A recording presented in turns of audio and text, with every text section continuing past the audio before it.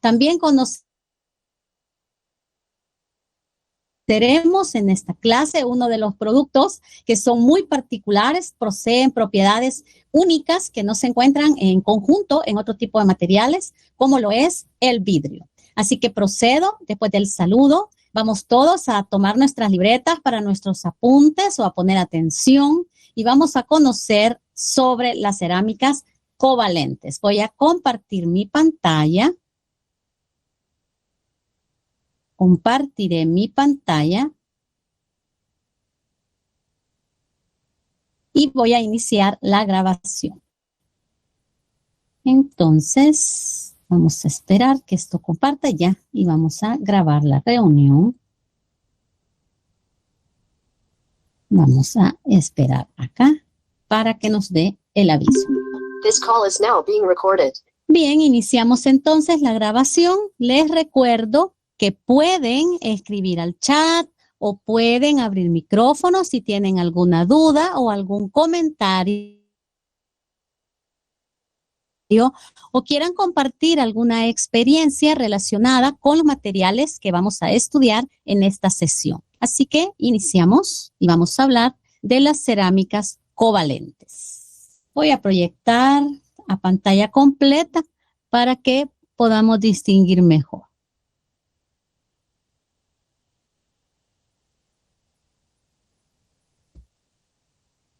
Bien, la primera clase de los cerámicos hablaba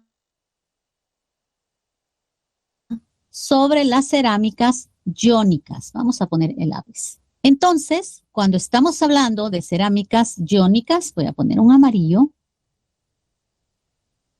Aquí, cuando estamos hablando de cerámicas iónicas, es que se refiere a que tienen un orden y un orden que se prolonga. Entonces le vamos a llamar orden de largo alcance.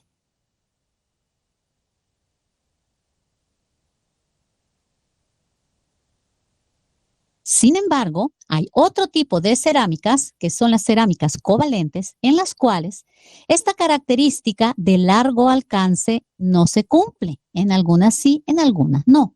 Entonces vamos a conocer la naturaleza de su enlazamiento y cómo se clasifican. En la próxima clase hablaremos sobre las propiedades. Entonces, recordando de la clase anterior, que espero que hayan visto los videos, tenemos esos arreglos particulares que reciben nombre. Teníamos la fluorita, la blenda de zinc, el cloruro de sodio, la gursita, la perovskita, las ferritas, espinelas. Estas son estructuras que reciben esos nombres para distinguirlas, pero que se caracterizan porque sus enlaces son iónicos, es decir, que tenemos aniones y cationes en la estructura del cerámico y además se prolonga por largo alcance. Ahora tocaremos el tema de las cerámicas covalentes. Y también vamos a hacer referencia a un elemento que es muy particular, el carbono. El carbono es un elemento alotrópico. Recordemos, ¿qué significa alotrópico? Significa que puede tener arreglos distintos a determinadas temperaturas. No es que se puedan organizar sus átomos en formas diferentes a cualquier temperatura, no. A determinadas temperaturas el carbono presenta un arreglo en particular. Bajo determinadas condiciones sus átomos se organizan siguiendo un arreglo. Eso significa alotrópico. Y como estamos hablando de un elemento puro, pues aplica mejor este término. ¿Con qué otro término se identifica esta característica alotrópica? Vamos a ver si alguien se acuerda. Aclaramos que no eran sinónimos, sin embargo, se usan. En vez de alotropía, ¿cuál era el otro término? Vamos a ver quién se acuerda.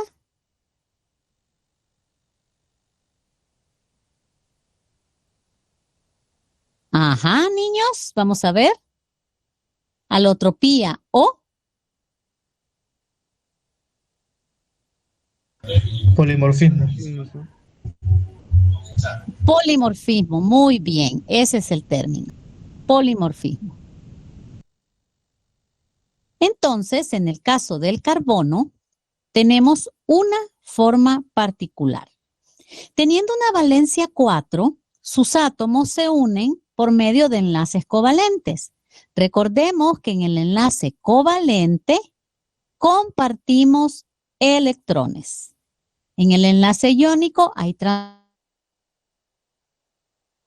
transferencia y por eso tenemos aniones y cationes, uno que gana y otro que pierde. Sin embargo, en el enlace covalente se comparten electrones para completar esos orbitales. Por lo tanto, vamos a tener entre los átomos de carbono estos enlaces que se distinguen porque son direccionales, es decir, que los ángulos se forman, ¿verdad? Y unen esos átomos y esos ángulos son fijos. Por lo tanto, los arreglos también deberán responder a los ángulos en el enlace direccional o covalente. Una de las primeras formas alotrópicas del carbono es el grafito. Creo que todos hemos tenido alguna vez alguna experiencia con una llave que es difícil de usar en la cerradura. Entonces recurrimos a lubricantes que ayuden a que la llave deslice y no cree tanta fricción. Tenemos allí una aplicación muy cotidiana del grafito y podemos decir, bueno, pero es que es un elemento que fluye, es un elemento que reduce la fricción, es un material que no presenta tanta resistencia y sin embargo es una de las formas alotrópicas del grafito. ¿Qué sucede en el grafito? En el grafito, como vemos acá, voy a poner el puntero, los átomos de carbono forman estas capitas, pero debido a la direccionalidad del enlace, se forman hexágonos. Los hexágonos se unen también por enlaces covalentes y entonces forman las sucesivas capas. Por supuesto, entre las capas hay otros enlazamientos, pero son más débiles. Entre los átomos de carbono de las capas, sí los enlaces pueden ser más fuertes. ¿Esto por qué sucede? Porque recordemos que la naturaleza del enlace no es al 100%. No es que exista un material cuyo enlazamiento sea 100% iónico, 100% metálico, 100% covalente. No, sino que siempre hay accionando diversos tipos de enlace, pero hay uno que resulta dominante. Por lo tanto, tenemos una mayor tendencia de enlace covalente, pero hay otras fuerzas involucradas que permiten que estas capas hexagonales de átomos de carbono se mantengan juntas. Ya que estamos hablando de capas, estas capas se denominan basales, porque por lo general representan bases. Por lo tanto, podemos distinguir ese comportamiento. Si acá predomina el enlace covalente, pero entre capas predomina un enlace más débil, significa que las direcciones van a verse afectadas, ¿verdad?, en el material. Por lo tanto, las propiedades, cuando se quieran medir, entregarán resultados distintos, ya sea que se midan a lo largo de las capas basales o que se midan perpendicular a estas capas. Como la naturaleza del enlazamiento y las características del material son diferentes, decimos que el grafito es un material anisotrópico. Y debido a este arreglo de capas separadas formando hexágonos, también podemos asociar una baja densidad a este material. Sin embargo, en el grafito tenemos características de ser un buen conductor térmico y eléctrico en los planos basales, no perpendicular a ellos. Por lo tanto, eso refuerza más el concepto de que se trata de un material anisotrópico. Los usos del grafito incluyen ser utilizado como un material de refuerzo porque en un material compuesto combinamos características de dos o más tipos de materiales. Se utiliza entonces este carbono en su forma de grafito como un material de refuerzo y también con esas aplicaciones tradicionales en nuestras casas de un lubricante.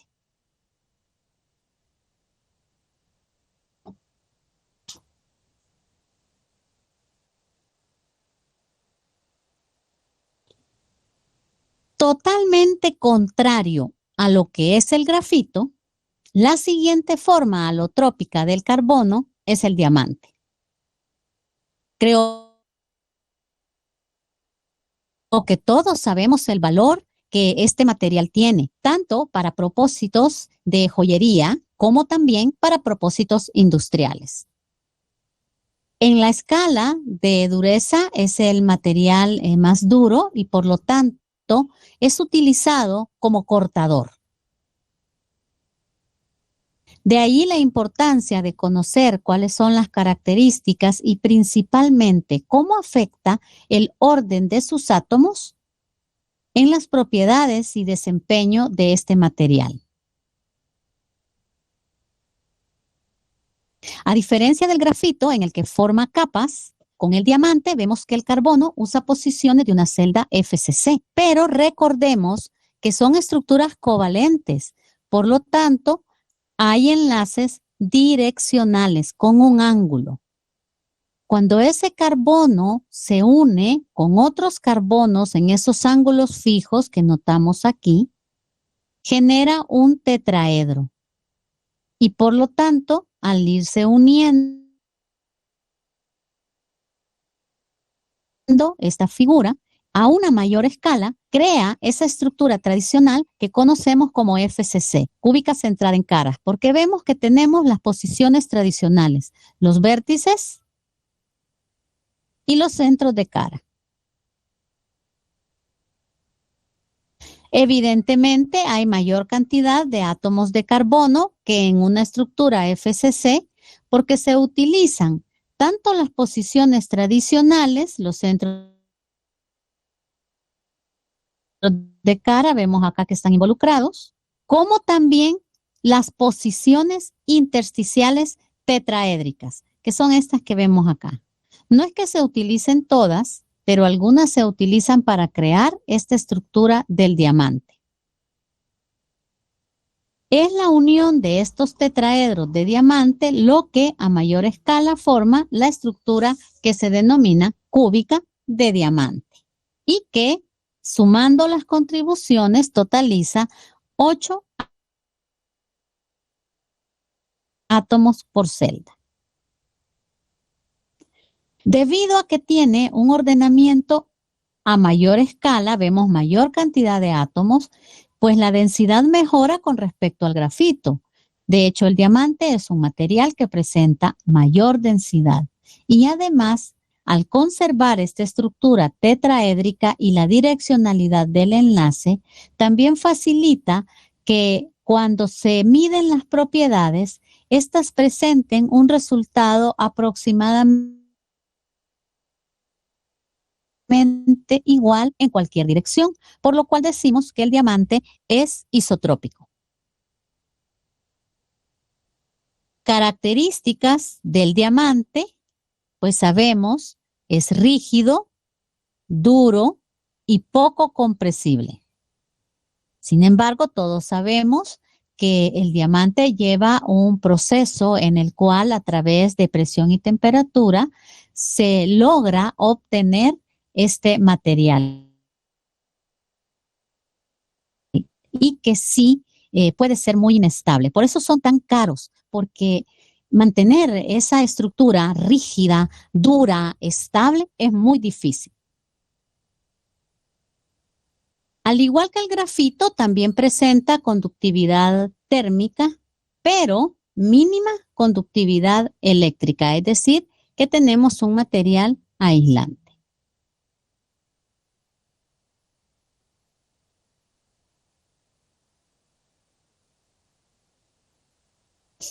Ya que el carbono tiene esa valencia 4, pues hay otro material en la corteza terrestre que también tiene valencia 4, que también se une por medio de enlaces covalentes y es la sílice.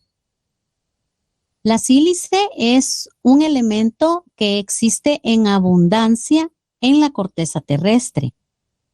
Sin embargo, esto que pudiera favorecer el costo, disminuyéndolo, se ve afectado porque las temperaturas y energía necesaria para procesarla son caros. Y eso pues aumenta el precio de este tipo de productos fabricados con sílice. Pero si hablamos del costo y la disponibilidad, pues no debemos preocuparnos porque es uno de los elementos más abundantes en la corteza terrestre. La sílice consta de átomos de silicio y de oxígeno, los cuales forman, con esa valencia 4 y esa direccionalidad, un tetraedro. A esta distribución tetraédrica en la que vemos lo que es el átomo de sílice rodeado de 4 oxígenos, recordemos que el oxígeno tiene una valencia 2, tiene 2 electrones disponibles para enlazarse. Uno lo ocupa para enlazarse con la sílice y el que le resta, que vemos aquí este signo menos, esta disponibilidad, lo utiliza para enlazarse a otros tetraedros. Y de esa forma crear estructuras a partir de esta unidad tetraédrica o monómero de sílice, como también se denomina. Es por eso, ya que a partir de estos electrones disponibles de oxígeno en cada vértice, que se pueden generar otros arreglos. Y por ello, a estos electrones disponibles, a estos vértices donde esté el oxígeno, se les llama puentes en la estructura de la sílice.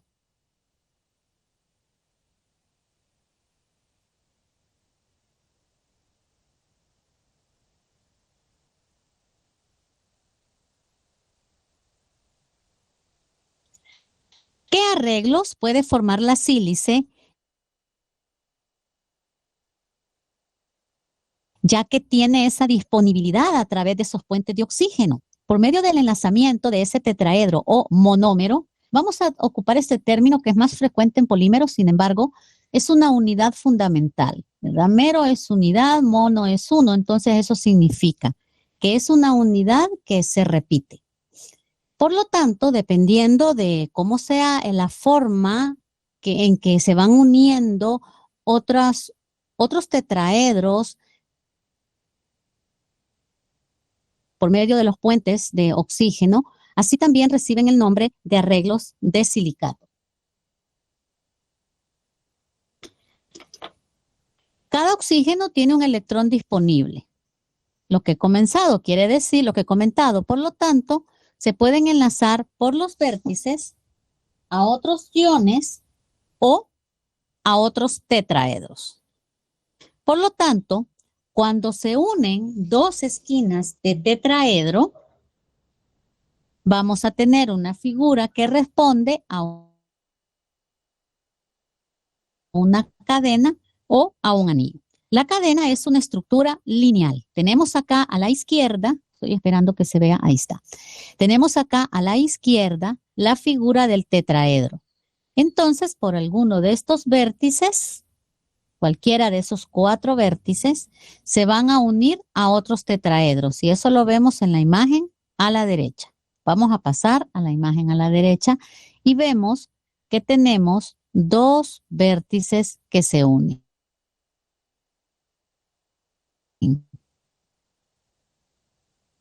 Cuando tenemos esta unión de tetraedros por estos vértices, pues a ese arreglo se le denomina cadena.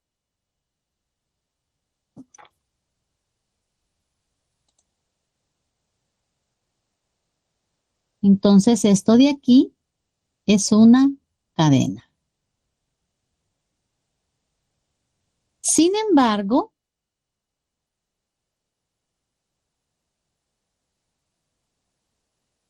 creo que se ve. Sin embargo, si el último elemento, lo vamos a marcar acá, se une con el primero, vamos a tener un anillo. Por lo tanto, estos arreglos lineales pueden adquirir esas dos formas. Si se mantienen extendidos, son cadenas,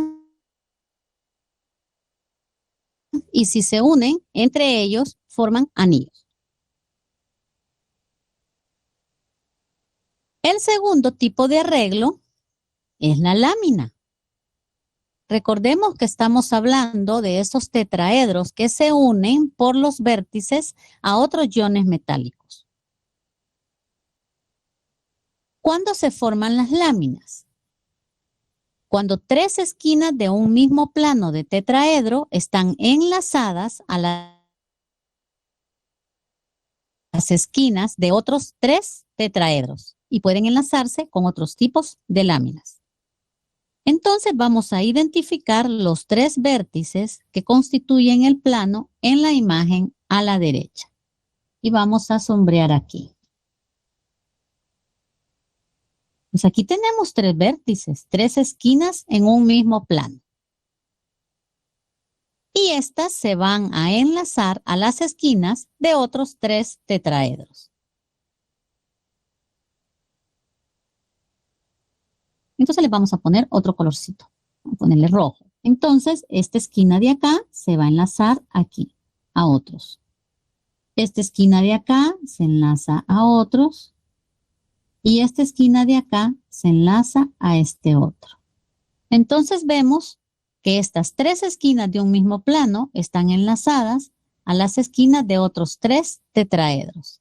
Y nos están formando una lámina.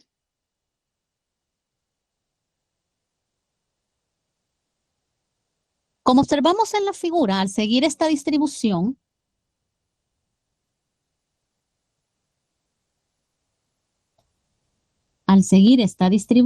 pues aquí tenemos que de aquí se enlazará a otros tres, acá se enlazará con otros tres, esto continuará. Vamos viendo que se van a ir formando esas capas. Y se va a prolongar en todas las direcciones. Se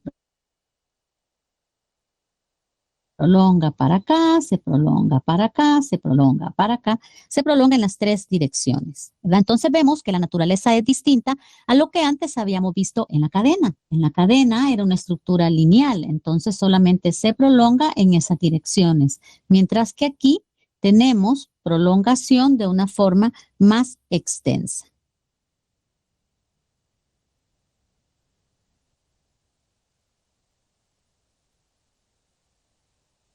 El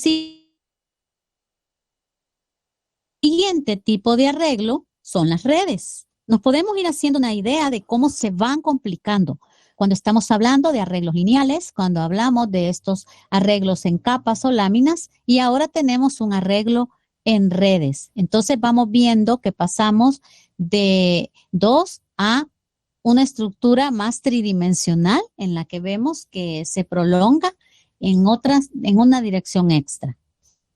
¿Cuándo se forman las redes? Cuando las esquinas del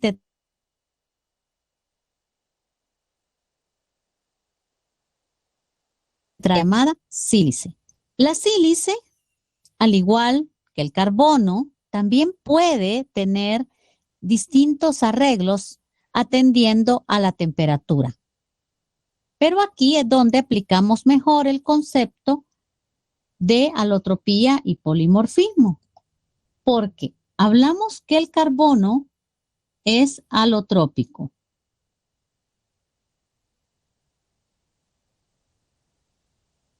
Porque es un elemento puro. Sin embargo, la sílice es polimórfica porque sabemos que ya tiene silicio y oxígeno. Ya no se trata de un elemento o una sustancia pura, sino que tenemos un compuesto. Por lo tanto, aquí se aplica más la diferencia entre estos términos que generalmente son usados como sinónimos. La sílice tiene tres estructuras en las que que puede arreglarse, siguiendo el arreglo de redes. Se llaman cuarzo, tridimita y cristobalita. La que tenemos a la derecha es la que corresponde a la cristobalita. ¿Y qué distinguimos? Pues distinguimos ese arreglo que ya hemos mencionado, que responde a la naturaleza direccional del enlazamiento entre el átomo de silicio que vemos acá, los rosaditos claros, la vamos a marcar uno, y los átomos de oxígeno, aquí lo vamos a señalar. Se mantienen esos enlaces en ángulos fijos. Le voy a marcar este porque es el que mejor se ve. Y eso va generando la estructura tetraédrica que se va prolongando y que en una mayor escala genera la estructura cúbica con las posiciones usuales. ¿Tá? Miren, centros de caras y vértice. Por eso esas estructuras a veces se les dice cúbicas, aunque difieren de lo que hemos estudiado y contienen más cantidad de partículas, porque dentro de ellas hay otros arreglos de corto alcance. Vea cómo aplicamos también este otro término. En la estructura BCC, FCC, los átomos tienen esas posiciones y se prolongan. Sin embargo, acá los átomos responden al arreglo particular, a la direccionalidad del enlace. Y esto es un arreglo de corto alcance.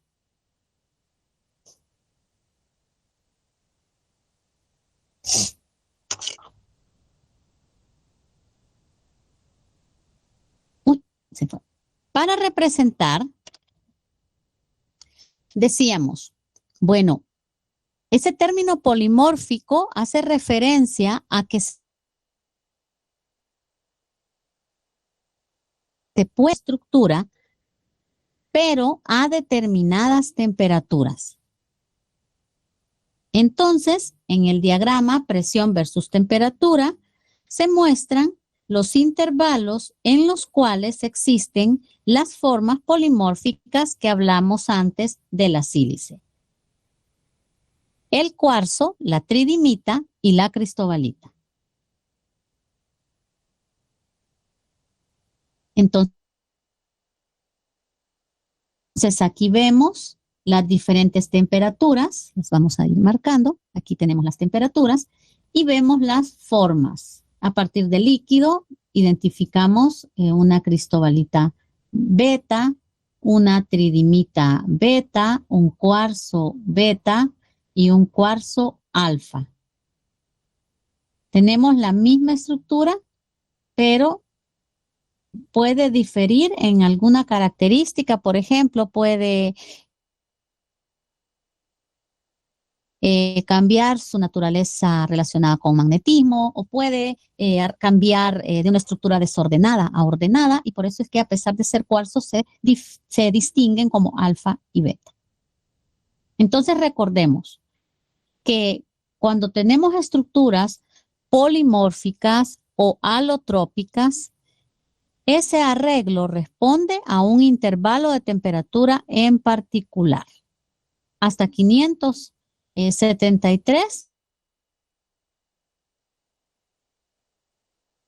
la sílice existe como cuarzo alfa. De 573 a 870 como cuarzo beta. Entre 870 y 1470 como tridimita beta. Entre 1470 y 1713 como cristobalita beta.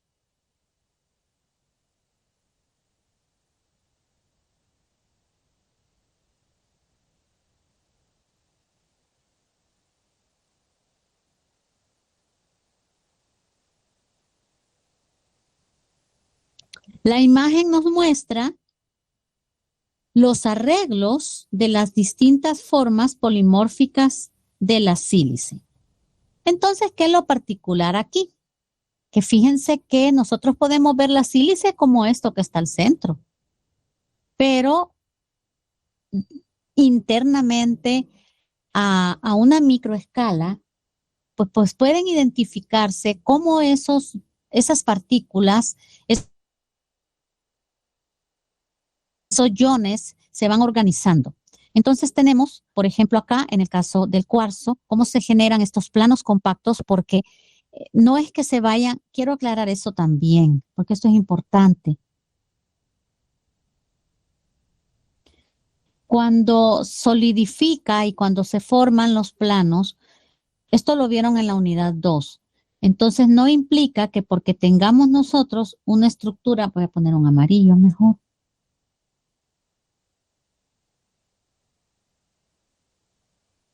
No implica que porque tengamos una estructura, por ejemplo, BCC,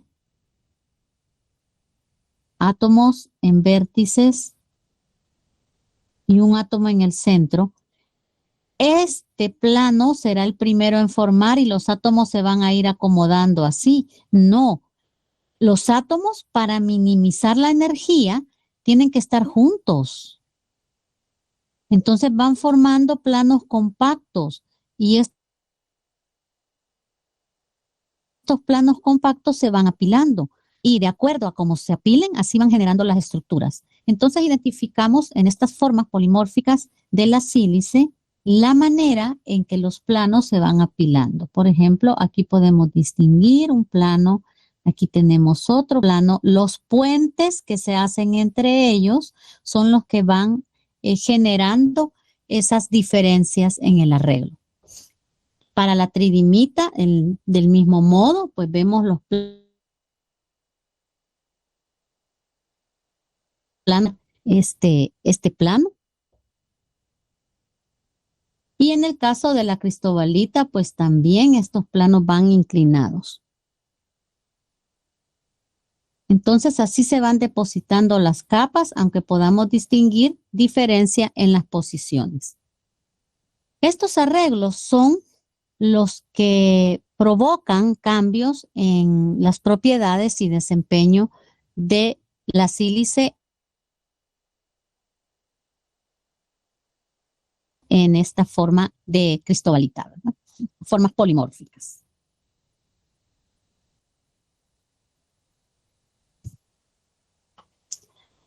Pues bien, hemos visto que los arreglos de silicatos responden a cómo se enlaza ese tetraedro, ese monómero de sílice, ese CO4, esos 4 iones oxígeno enlazados a uno de silicio.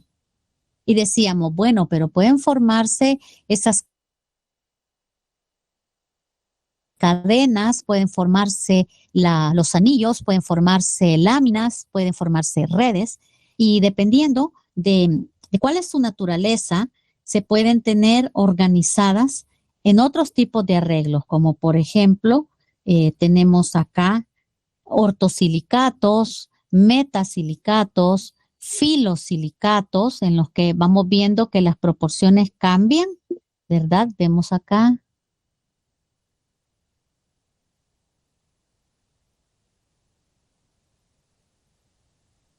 No, María Fernanda, fíjese que no tengo referencia de algún libro que hable precisamente de silicatos, porque nosotros orientamos más nuestro estudio a metales, entonces ahí sí tengo yo un mayor dominio, pero en cuanto a silicatos, fíjese que no mucho.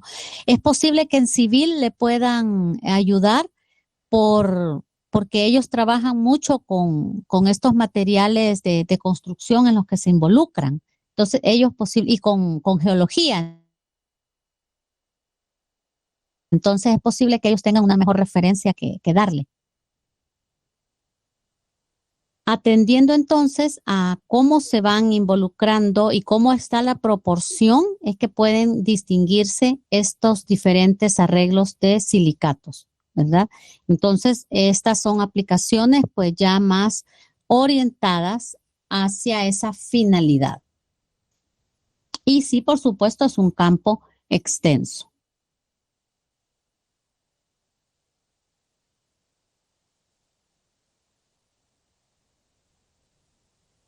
Hemos hablado del carbono, hemos hablado de la sílice. Pues bien, veamos entonces uno de los productos que que se fabrican a partir de estos elementos y que reúne características muy, muy particulares que no encontramos en otros materiales.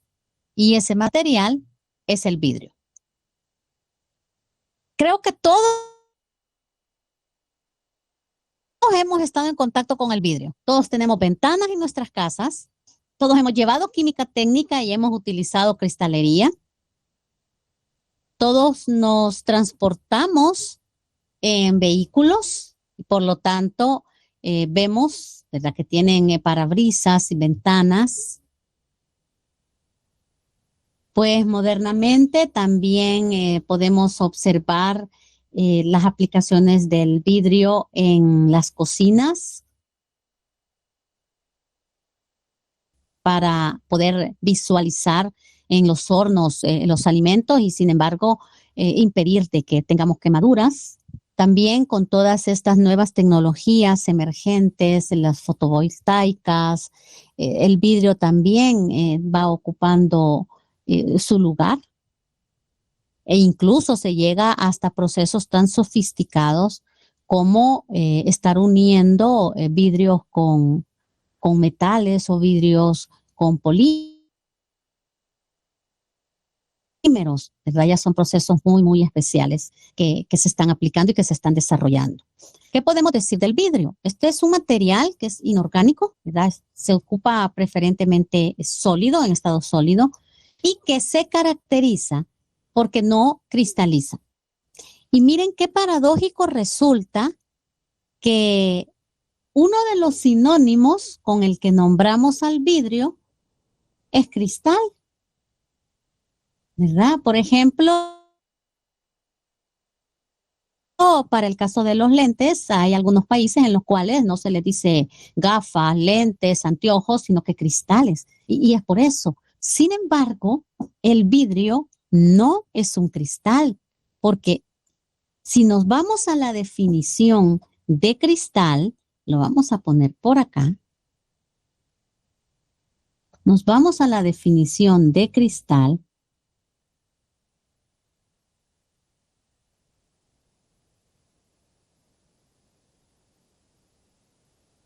Recordemos que el cristal es una porción del material. Bueno, aquí va de él. No porción material, sino una porción del material, ¿verdad?, que tiene un arreglo o un orden en todo su volumen o en toda su extensión.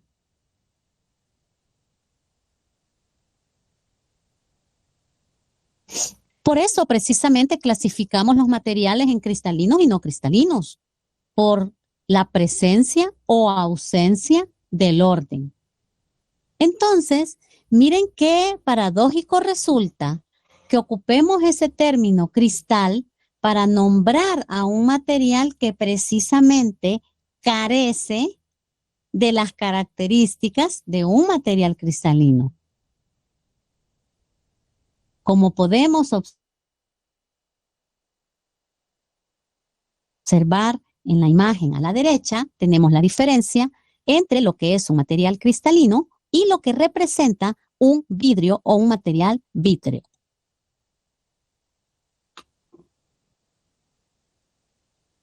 Aquí podemos observar que los átomos están espaciados regularmente. Las distancias se conservan y las posiciones igual. Responde a la definición de cristal, porción del material que tiene un orden en toda su extensión. Eso es un cristal. Pero ¿qué tenemos en el vidrio? Tenemos un arreglo que se restringe a lo más cercano a la naturaleza del enlace y lo demás pues sigue su propio orden. Fíjese que es la misma figura, pero el arreglo es distinto. Entonces aquí tenemos un material amorfo porque no respeta ese orden. Y si existe algún orden, pues se restringe a las posiciones que son circundantes, las más cercanas. ¿Cómo se obtiene esta condición del vidrio? Esto se obtiene cuando solidifican. Pero no solidifican de la misma forma que los metales, sino que tienen su propia manera particular de solidificar. Por eso es que los vidrios se estudian de manera separada que el resto de cerámicos, porque en las cerámicas iónicas, pues tenemos arreglos de largo alcance. En las cerámicas covalentes tenemos anillos, tenemos capas, tenemos redes, tenemos que filosilicatos, que ortosilicatos, tenemos arreglos particulares, pero en el caso del vidrio no existe nada de esto. Por lo tanto, siendo un material cerámico, siendo un material covalente, presenta propiedades y características distintas a los otros dos grupos.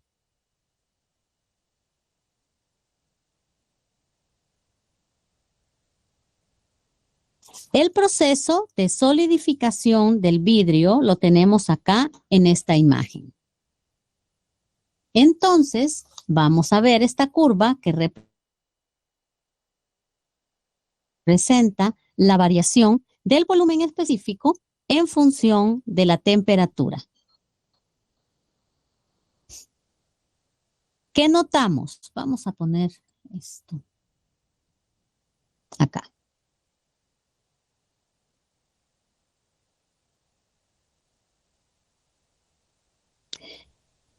Vea cómo enfría el vidrio para obtener esa condición amorfa, esa restricción hacia algún tipo de orden. El material con que se fabrica el vidrio es la sílice. Por lo tanto, la sílice se lleva a temperaturas muy, muy elevadas hasta que se obtiene en una condición líquida y posteriormente se deja enfriar. Hemos estudiado estos procesos de solidificación y las curvas en los metales. Y en los metales, el proceso que se sigue es el siguiente. Aquí no tengo punteros, sino que tengo manita. Entonces, a partir del líquido, que tiene un sobrecalentamiento, ¿verdad? Recordemos que en el líquido, pues los átomos no tienen posiciones definidas, se van acomodando a las posiciones más favorables energéticamente, pero se pueden desplazar. Entonces, a medida que la temperatura desciende, recordemos que este es el eje de temperatura, y se alcanza la temperatura de fusión, aquí tenemos la temperatura de fusión. Entonces, el metal sigue la trayectoria siguiente. Partimos de acá, vamos enfriando, y al alcanzar la temperatura de fusión, que ocurre el paso de líquido a sólido, el metal experimenta una contracción. ¿Recuerdan que era la causa de los defectos volumétricos? Pues eso sucede. El metal sufre una contracción y se representa en esta curva como una disminución del volumen específico. Debido entonces al paso del estado líquido al estado sólido, el metal reduce su volumen. Y a partir de allí, si la temperatura sigue disminuyendo, este metal sigue perdiendo calor, pero podemos ver que en una forma más paulatina, la curva se suaviza. Ahí vamos a experimentar disminución del volumen específico, pero no tan drástico como se observa aquí, ¿verdad? Como observamos en este sector, en este rango. Ahí sí vemos que la contracción es brusca, mientras que del punto B al punto C, la disminución de volumen es gradual.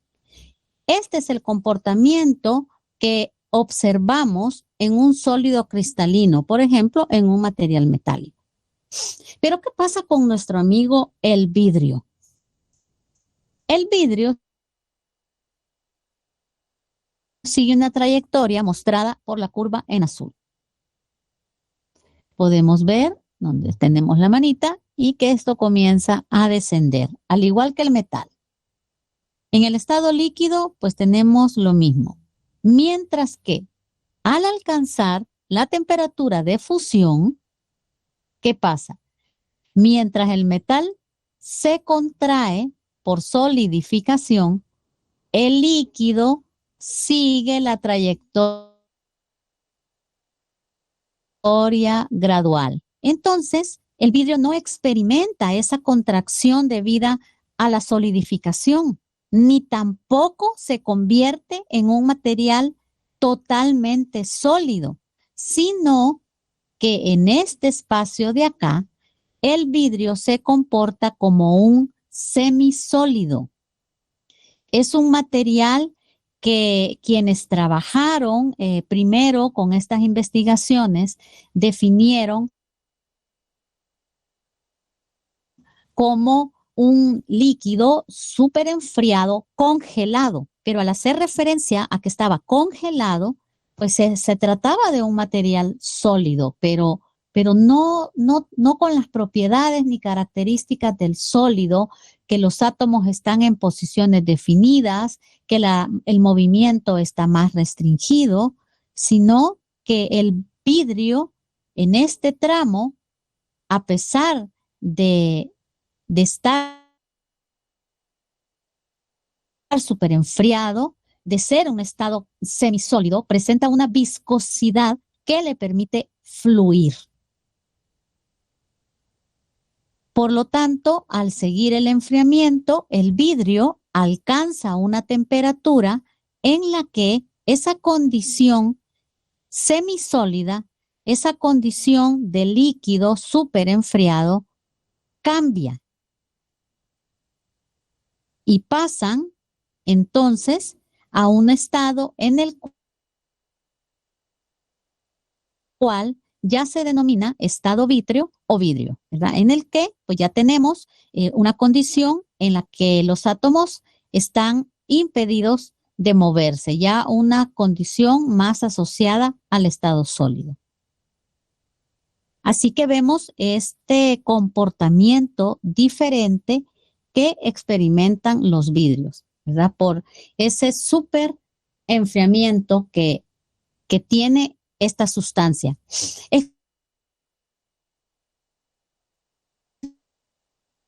Nosotros hacemos gelatina en casa. Yo no tenía gelatina ayer y ya no pude presentarla ahora. Pero es como que hagamos una gelatina y cuando la tenemos en el ambiente, pues vemos que la gelatina mantiene una forma, ¿verdad? Mantiene la dimensión, la geometría por un cierto tiempo. Entonces, vemos que es un material que no podemos decir que es totalmente sólido,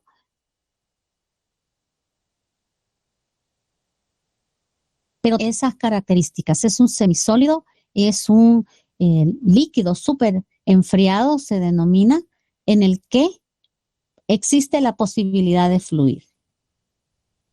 Por lo tanto, si en los metales es importante la temperatura de fusión, en los vidrios distinguimos estos dos puntos asociados a temperatura.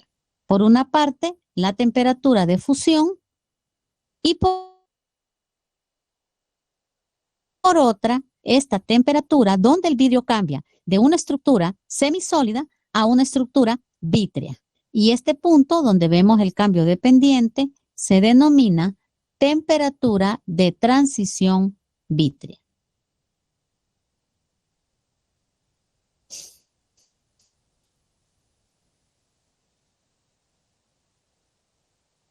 Está aclarado acá. Tm, temperatura de fusión. T sub G, temperatura de transición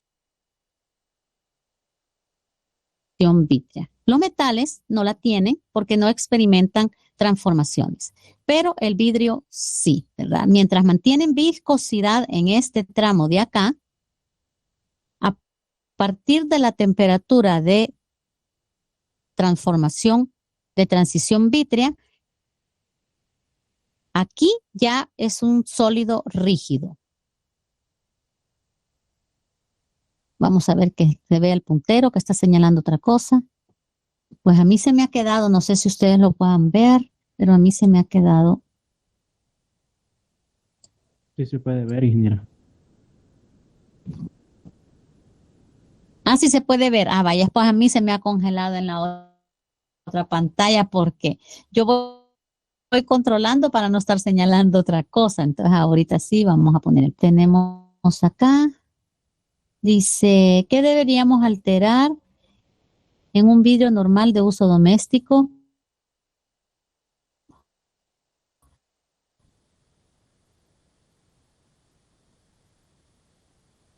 para que se vea su fluidez del vidrio? Por ejemplo, se tiene la creencia que con el tiempo el vidrio experimenta un relajamiento porque que se va poniendo opaco, que se va escurriendo. El vidrio se afecta,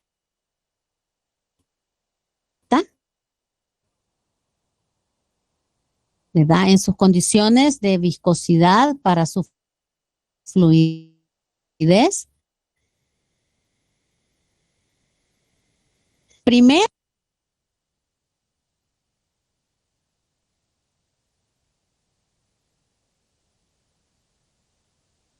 y si se va a fabricar vidrio, entonces es un material, una condición vítrea, una condición se ve reducida. Ya no es fácil que esas capas deslicen. Y es falso de que con el tiempo el vidrio va experimentando, le voy a decir el término coloquial, como escurrimiento, pero en realidad es un relajamiento. Este fenómeno sí ocurre, pero en los polímeros, ¿verdad? En los polímeros, pero esto es porque son compuestos orgánicos y el carbono se ve afectado por la radiación UV, etcétera. Pero en el caso del vidrio no, es inorgánico, así que no hay manera en la que esto pueda suceder. Sin embargo, pues se tienen esos mitos al respecto.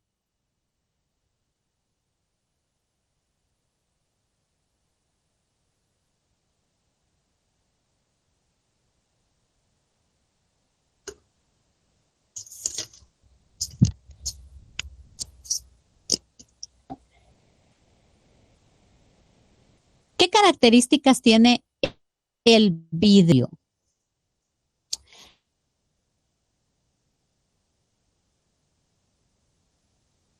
Dijimos que era un material, podemos mencionar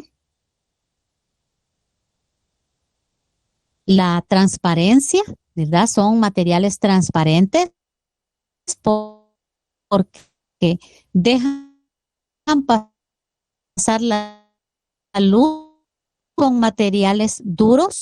Todos creo que hemos tenido esa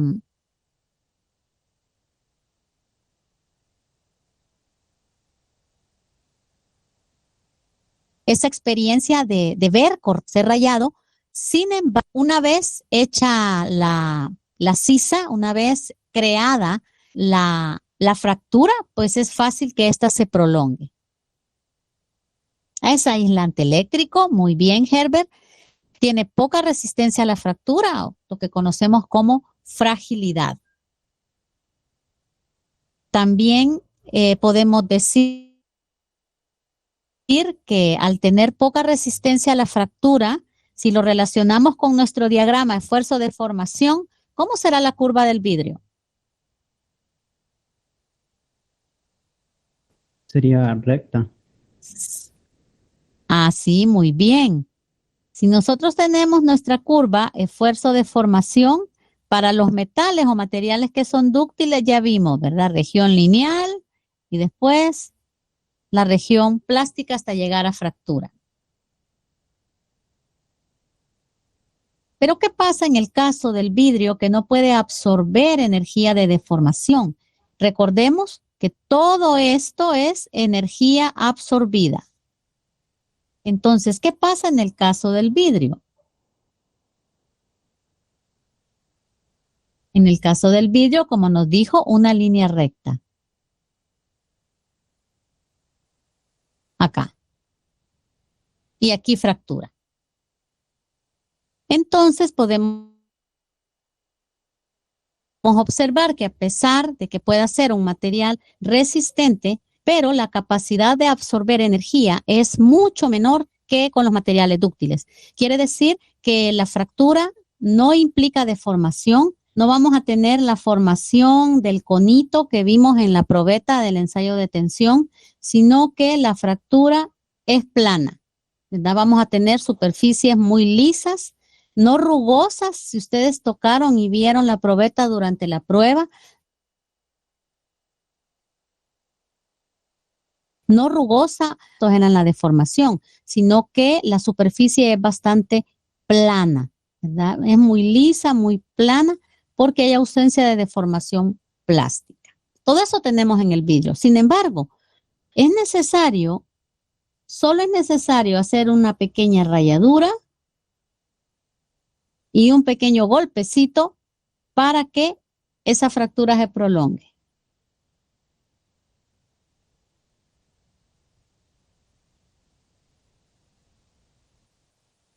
También, como hemos visto, el vidrio es rígido, tiene resistencia al alargamiento. Quiere decir que vamos a tener un valor de módulo muy alto.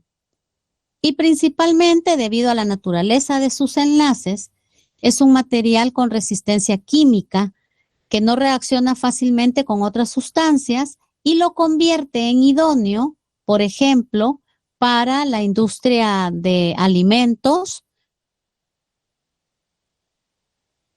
Vemos, por ejemplo, algunas sustancias que tienen que demandar envases oscuros para no ser degradados por la luz y que además mantiene el contenido por más tiempo inalterable porque no reacciona y además es más denso, ¿verdad? Diferente a los envases con polímeros que son permeables y dejan escapar algunos iones o el gas. ¿Cómo podemos representar esto? Bueno, pues hoy tenemos bebidas en diferentes materiales, ¿verdad? Por ejemplo, nosotros tenemos una Coca-Cola o Pepsi-Cola. No voy a decir Bicola porque esa no la he visto en lata. Entonces, la Coca-Cola viene en envase plástico. La Coca-Cola viene en lata y la Coca-Cola viene en envase de vidrio. Entonces, se perciben, ¿verdad?, ciertas diferencias con respecto al tiempo, involucrando el tipo del material con el que se ha fabricado ese envase, ¿verdad? Entonces, siempre tendemos a preferir ese vidrio porque retiene las características de la sustancia, a diferencia de lo que ocurre en el plástico, ¿verdad? Que algunas personas dicen que esta no sabe igual. Entonces, lo mismo para mantener sustancias químicas en laboratorios, en industrias, con alimentos o bebidas, el vidrio se constituye en un material excepcional. Y como nos decía Herbert antes, pues es un material aislante, ya que no permite conductividad eléctrica o térmica. Y por eso, aunado a la resistencia química, tenemos esos populares Pyrex, ¿verdad? Que nos permiten hacer experimentos, por ejemplo, en los que tengamos que someterlo a la acción del calor y que no querramos que vaya a reaccionar. Y por supuesto, poder manipularlo con mayor seguridad.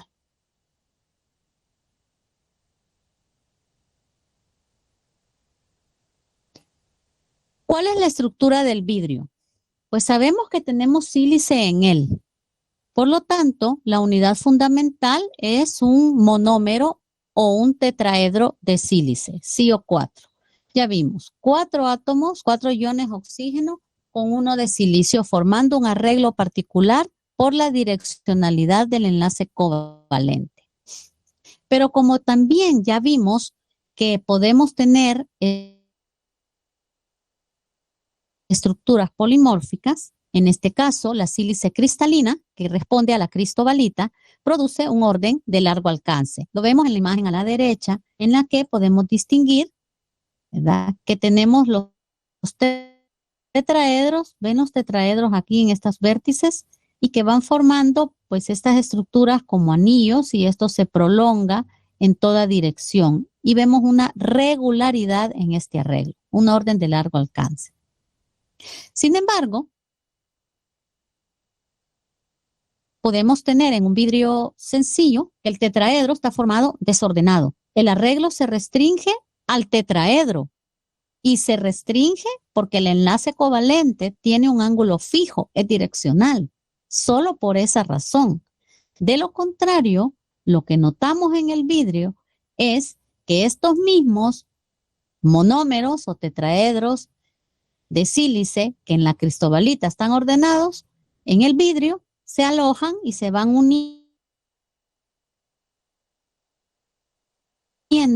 a cómo las consideraciones energéticas van orientando. Podemos distinguir algunas zonas en las que tenemos la formación del anillo regular y otras zonas en las que vemos que también se han acomodado estos tetraedros, ¿verdad? Dependiendo de cuál sea la condición para solidificación, los núcleos que encuentre, esta estructura se puede generar como una red suelta en el vidrio.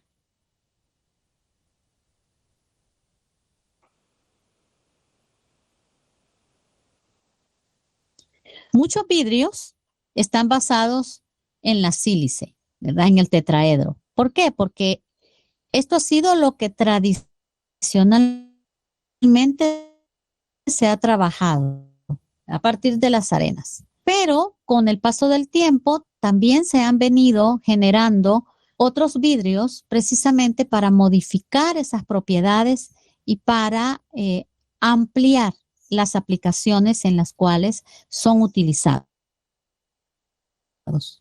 Como ejemplo, tenemos al óxido de boro, que también es un óxido que puede formar vidrio. Sustituimos la sílice por boro y que se utiliza en borosilicatos y alumino-borosilicatos. Entonces ya vemos una estructura diferente, ¿verdad? Cuando tenemos el boro y que además permite que el vidrio modifique sus propiedades. ¿En qué sentido?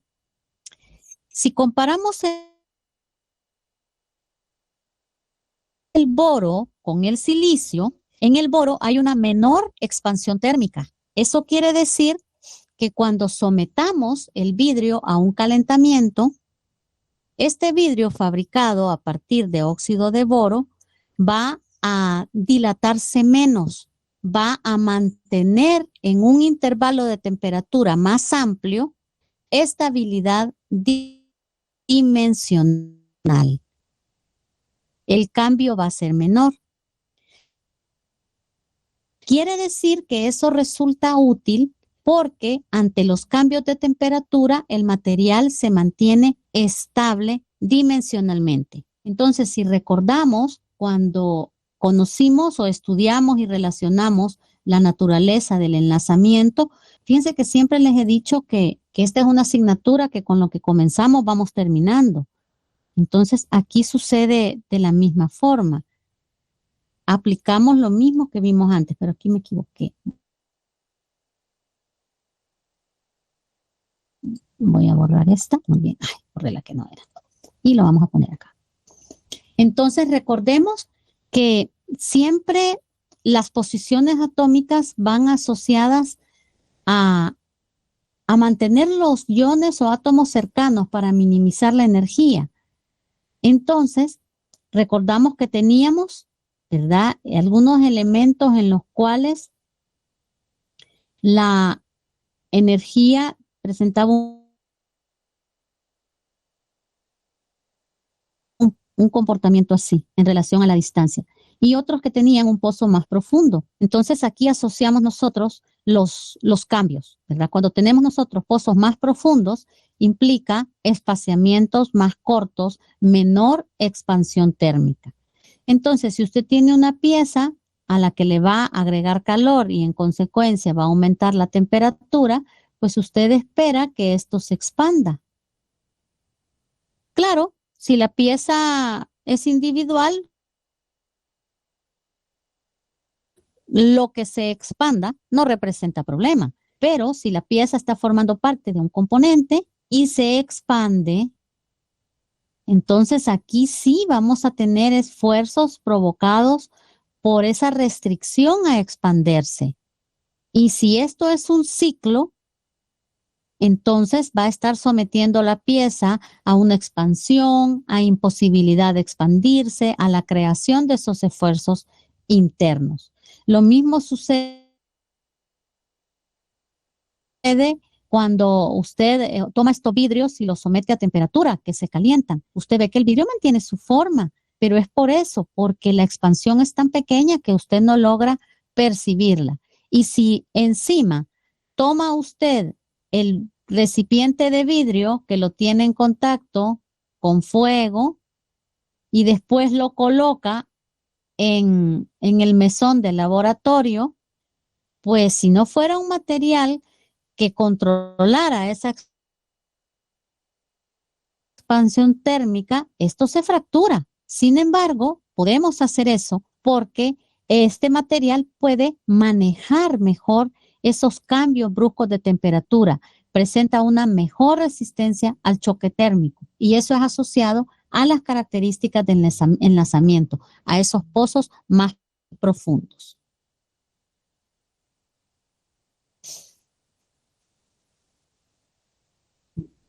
Como preguntaba Fernanda antes,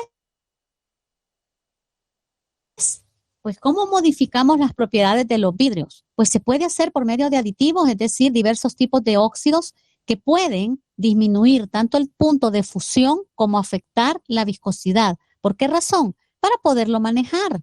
Recordemos que la viscosidad es una propiedad que permite fluir y si tenemos necesidad de llenar moldes, es obvio que la viscosidad debe controlarse para que todas las paredes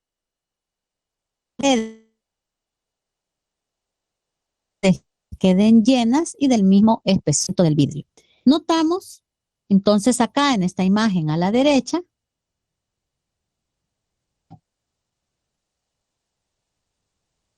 elementos comunes que forman el vidrio. Tenemos aquí el silicio y tenemos el oxígeno, ¿verdad? El silicio lo tenemos acá en estas esferitas azulitas y el oxígeno en las esferitas naranjas. Sin embargo, notamos un ion sodio que aquí está incorporado, pero observe, ¿qué diferencia tiene ese ion sodio con respecto a la red que está formando el silicio y el oxígeno? Este sodio está inmerso en la red, mas no es parte directa de ella, porque como vemos, el silicio y el oxígeno siguen su propio arreglo y el sodio se acomoda en los espacios que dejan estos tetraedros o estas estructuras de sílice.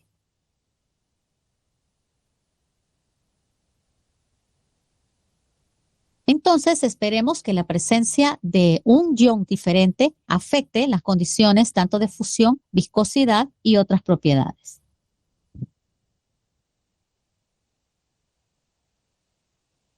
Entre los objetivos con los que se agregan óxidos al vidrio, tenemos en primer lugar los denominados modificadores. ¿Por qué se llaman modificadores? Porque cambian las propiedades. Y tenemos acá el primer efecto, rompe la red vítrea. Dijimos antes, el vidrio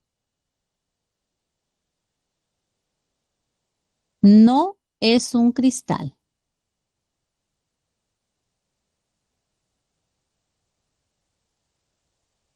Sin embargo, agregando óxidos modificadores, se rompe la red vítrea. Recordemos que la red vítrea se nos forma en el enfriamiento a partir de la temperatura de transición. Aquí tendríamos ya ese estado vítreo y por lo tanto la presencia de los óxidos modificadores rompen esa red y originan que el vidrio desvitrifique, que si esto se llama como condición vítrea, pues vamos a desvitrificar. ¿Qué quiere decir desvitrificar? que si en estado vítreo no hay arreglo, desvitrificado sí hay arreglo. Y si hay un arreglo, hoy sí podemos decir que el vidrio cristaliza. Ejemplos de óxidos modificadores, óxidos alcalinos como los de sodio y potasio y alcalino térreos, los que van involucrados con magnesio y calcio que rompen los enlaces. Y los cationes se alojan en los intersticios de la red, ¿verdad? Que es lo mismo que sucede en el caso del sodio que vimos acá. Se alojan en los espacios desocupados que dejan esos tetraedros de sílice. La presencia de estos óxidos modificadores también reduce la densidad del vidrio, disminuye la temperatura de transición vítrea y la viscosidad para ser conformados más fácilmente. Entonces, TM, TG, este intervalo se puede ampliar para tener mayor facilidad o espacio para deformar el vidrio, porque recuerde que aquí sí hay viscosidad. Aquí no hay viscosidad, aquí es muy rígido, es vítreo. Pero acá en este intervalo sí el vidrio se puede deformar y por eso es que este intervalo se busca ampliar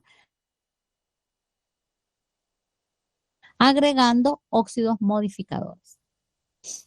Otro tipo de óxidos son los intermedios. A diferencia de los óxidos modificadores que se alojan en los intersticios y no forman parte de la red, los óxidos intermedios sí son parte de la red, es decir, que se unen a los tetraedros. Los óxidos modificadores sí pueden formar el vidrio, pero los óxidos intermedios no. Por lo tanto, notamos acá la flechita que está señalando ese ion de aluminio que ya notamos que es parte de la red. Entonces, en lo que usualmente es la posición del silicio, pues ahora tenemos acomodado un ion de aluminio. Está formando parte del tetraedro, está enlazado directamente a la red, es un óxido intermedio. ¿Qué propiedades se modifican? Principalmente incrementar, ¿verdad? Las propiedades mecánicas, también les permite alcanzar temperaturas más altas, como poder a través de estos óxidos, que pueden ser pigmentos, dar color o eliminar algunas características indeseables. ¿Cómo podemos asociar esas características indeseables? Puede ser, por ejemplo, la respuesta que tenga este material al calor y a la temperatura, ¿verdad? Modificar las propiedades para evitar que ante un choque térmico puedan fracturar, obtener color para conservar algunas sustancias o mejorar sus propiedades mecánicas.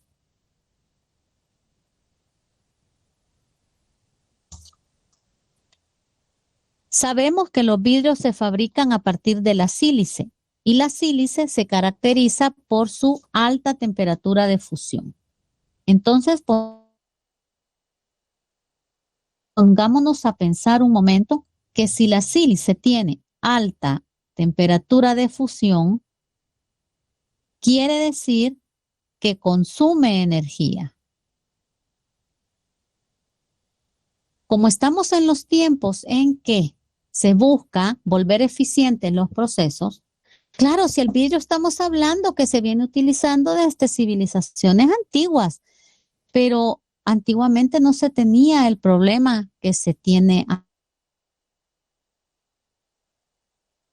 ahora, tanto en términos de escasez, ¿verdad? Como impacto ambiental o como el abastecimiento. Por lo tanto, se busca que estos procesos reduzcan sus demandas energéticas.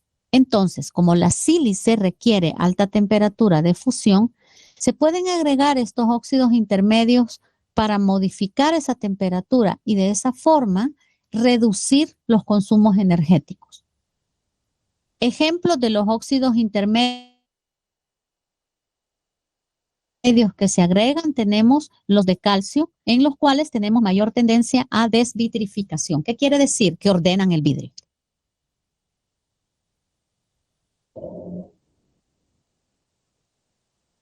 Como estudiaremos más adelante con los cerámicos ya de aplicaciones especiales, el orden regular provoca algunas propiedades particulares. Tenemos también a la alúmina y óxidos de plomo que evitan la cristalización. Entonces vea que estos son contrarios. Mientras el óxido de calcio facilita cristalización, la alúmina y el óxido de plomo la evitan. O sea que mantienen la estructura vítrea amorfa. Y también una mayor temperatura en la que se pueda manejar el vidrio. Además, también el plomo, ¿verdad? Aunque hay algunas restricciones dependiendo de los productos, cambia la difracción en el vidrio. Entonces podemos tener vidrios en los que se ha agregado plomo para modificar esa característica de difracción, de haz de luz. Y la sosa, que provoca menor viscosidad y temperatura de fusión para facilitar el trabajado del vidrio y reducir ese consumo energético.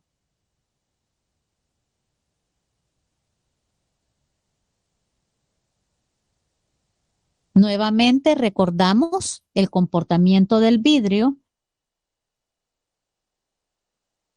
que se asocia más a una sustancia viscosa, súper enfriada, ¿verdad? Por encima de su temperatura de transición vítrea. Voy a marcar la temperatura de transición vítrea.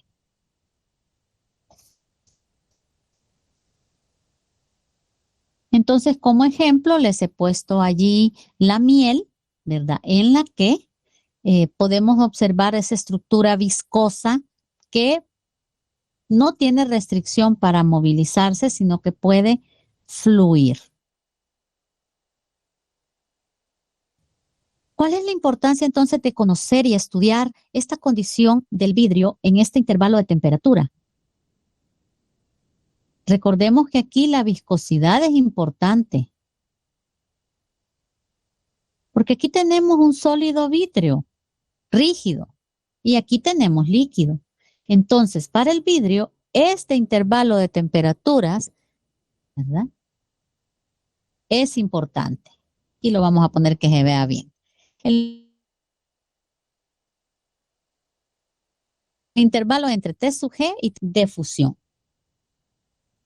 Hay algunas aplicaciones, que el vidrio soplado, que los procesos para fabricar botellas, etcétera, que aprovechan este conocimiento del comportamiento del vidrio, su viscosidad y relación con la temperatura para diseñar esos procesos de manufactura. ¿Cómo ocurre entonces la deformación?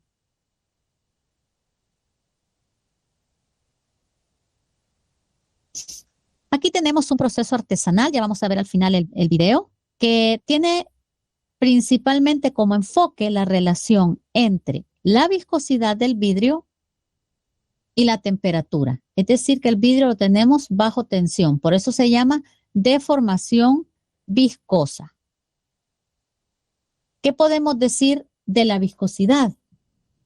Vamos a poner el amarillo. Bueno, pues en Física 2 se estudia esto, ¿verdad? Entonces, estudian fluidos. Entonces, recordemos que la viscosidad tiene que ver con la resistencia al flujo.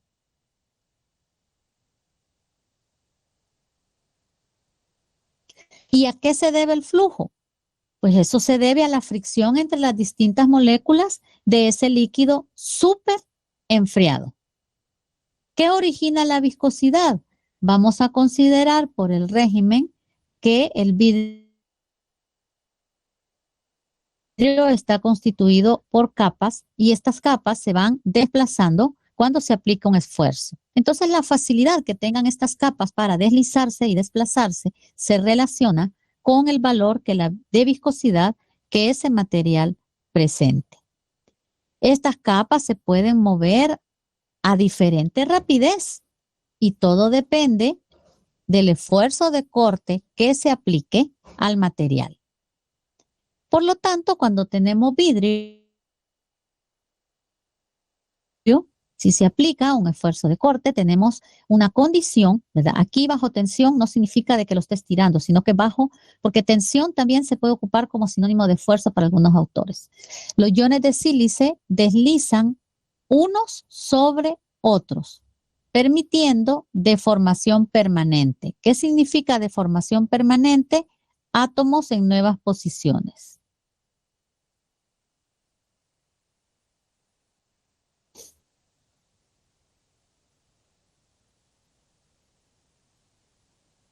Entonces, a medida que la temperatura aumenta por arriba de la temperatura de transición vítrea, la viscosidad disminuye y el flujo viscoso se presenta con mayor facilidad. Recuerde que la viscosidad es la resistencia al flujo.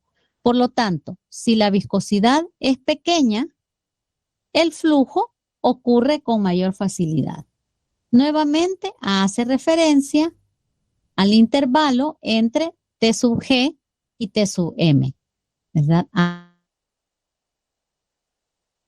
medida que la temperatura aumenta,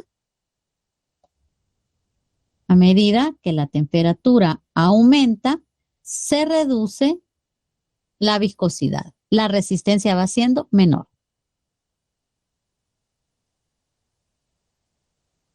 Conocer acerca de la relación entre viscosidad y temperatura es útil para los procesos, por ejemplo, el proceso artesanal del vidrio soplado, que puede ser también un proceso industrializado para fabricar botellas, ¿verdad? Entonces, el proceso industrializado toma en cuenta, mientras que el artesano va a prueba y error. El conocimiento entonces nos ayuda a identificar mejores formas de fabricar productos, de realizar procesos, ¿verdad? Sin estar sujetos al azar, a que puede o no puede resultar. Nunca hay que desprestigiar el conocimiento. En una época en la que cualquier influencer, por decir tonterías, gana adeptos y vive de ello, ¿verdad? Debemos retomar el valor que tiene el conocimiento y darle, ¿verdad?, la importancia que amerita. ¿Cómo se estudia el efecto de la temperatura sobre viscosidad? Pues sigue una ecuación tipo Arrhenius. Recuerdan que hemos hablado de la expresión tipo Arrhenius con vacantes, con difusión, y hoy la volvemos a retomar en el caso de la viscosidad. Solo que aquí vamos a tener una diferencia, el signo. En la ecuación tradicional de Arrhenius, recuerden, teníamos nosotros, por ejemplo, difusión es igual a la constante E menos Q sobre RT. ¿Por qué razón? Porque nosotros al tener la gráfica de comportamiento, teníamos difusividad versus inverso de temperatura. Entonces, si este es el inverso, aquí la temperatura crece hacia acá y la difusión crece hacia allá. A mayor temperatura, mayor difusividad. A mayor temperatura, mayor cantidad de vacantes. Pero ¿qué pasa con la viscosidad? Hemos dicho, a mayor temperatura reduce la viscosidad. Y entonces vamos a tener aquí temperatura y viscosidad. Y la curva siempre así exponencial. Entonces, a medida que aumenta la temperatura,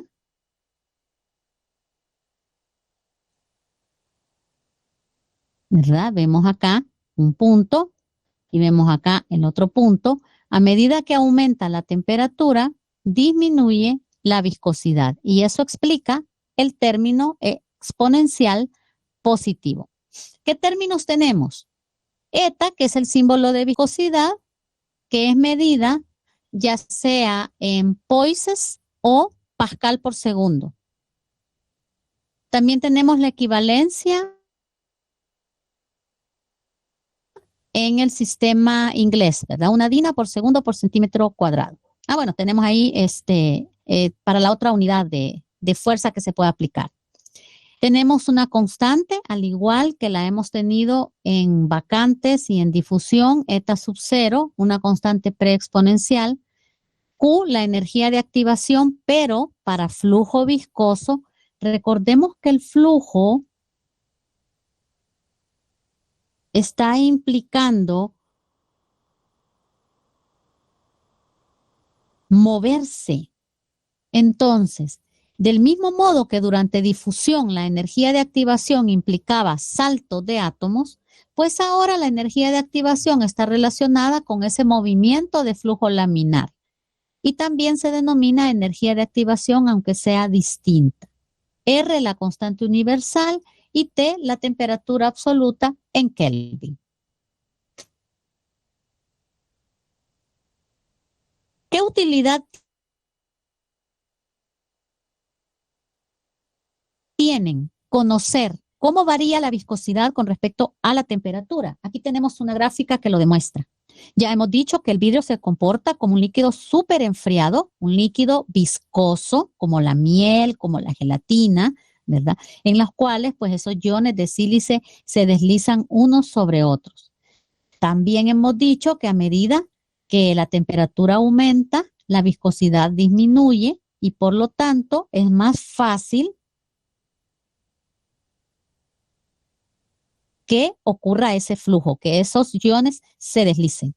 Esas gráficas tipo Arrhenius las tenemos aquí para los diferentes tipos de vidrios. Aquí tenemos, por ejemplo, el de soda, tenemos el de sílica, tenemos el que implica boro y tenemos acá uno con mayor pureza, ¿verdad? De la sílice. Entonces, notamos aquí que hay intervalos,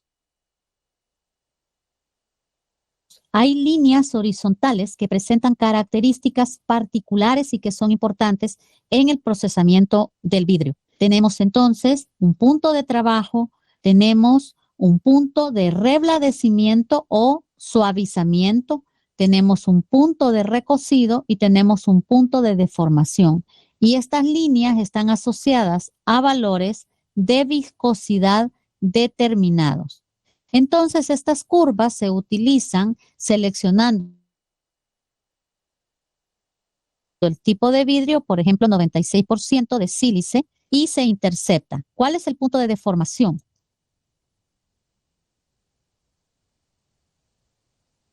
¿Cuál es el punto de deformación? Pues tenemos acá este intercepto y aquí leemos temperatura. Aquí en Fahrenheit, aquí centígrados. Porque estoy más cerca, lo voy a hacer aquí, ¿verdad? Aquí. ¿Cuál es el punto para recocido? Intercepto esta curva y leo a la temperatura.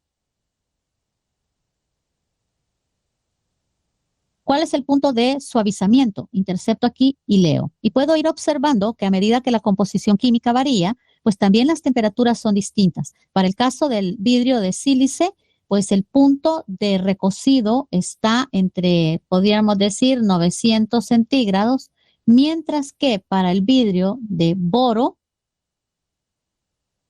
andará cerca de los 600 grados.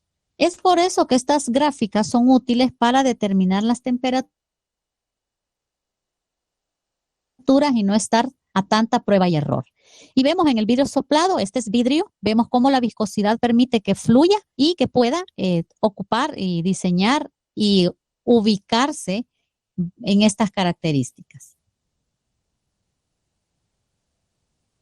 Los puntos asociados a las diferentes viscosidades están aquí más explícitos. Punto de deformación, una viscosidad de 10 elevado a la 14.5 poises. El de recocido, 10 elevado a la 13 poises. El de ablandamiento o suavizamiento, 10 elevado a la octava potencia poises. Y el de trabajo, 10 elevado a la cuarta potencia. Pero estas son referencias.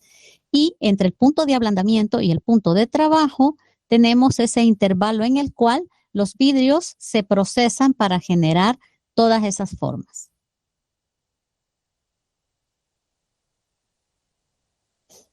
Efectos de las temperaturas.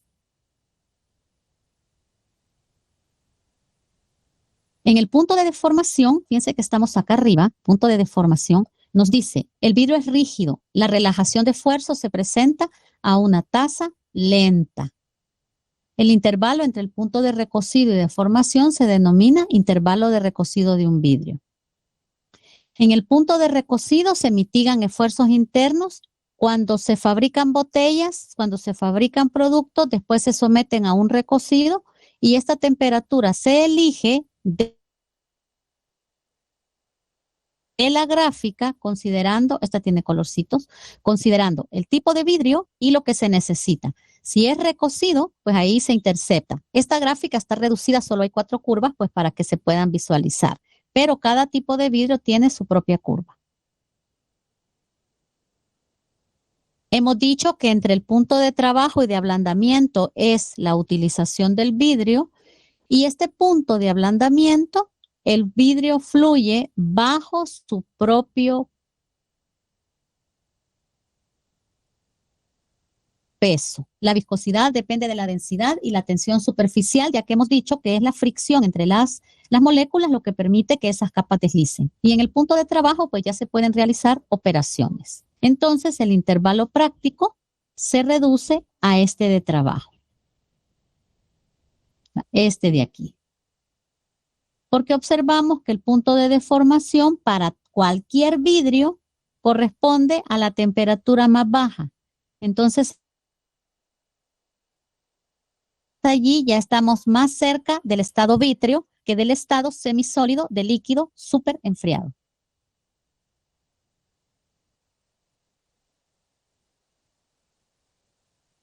En las últimas tablas, que solo las voy a dejar, tenemos ejemplos de vidrios, ¿verdad? En las cuales veíamos la sílice al 96 y la sílice de mayor pureza que vemos en las dos gráficas que he presentado, el borosilicato y el vidrio de soda cal. Vemos la composición y aplicaciones. Aquí vamos viendo las diferencias asociadas a la presencia de otro tipo de iones, ¿verdad? Vimos el caso del boro, que también podemos agregar aluminio, ¿verdad? Y cómo mejora el comportamiento ante el choque térmico, ataque químico, debido a que el boro presenta una curva de energía más profunda, una menor dilatación ante la temperatura y algunas aplicaciones. Entonces, las últimas dos tablas podemos observar que son diferentes tipos de vidrio, ¿verdad? Y aquí vamos a incluir las vitrocerámicas que vamos a hablar en las próximas clases. Así que con esto terminamos la clase de hoy. No sé si tienen algún comentario, alguna pregunta, algo que quieran compartir, que hayan trabajado con vidrio, por ejemplo, para que todos aprendamos hoy.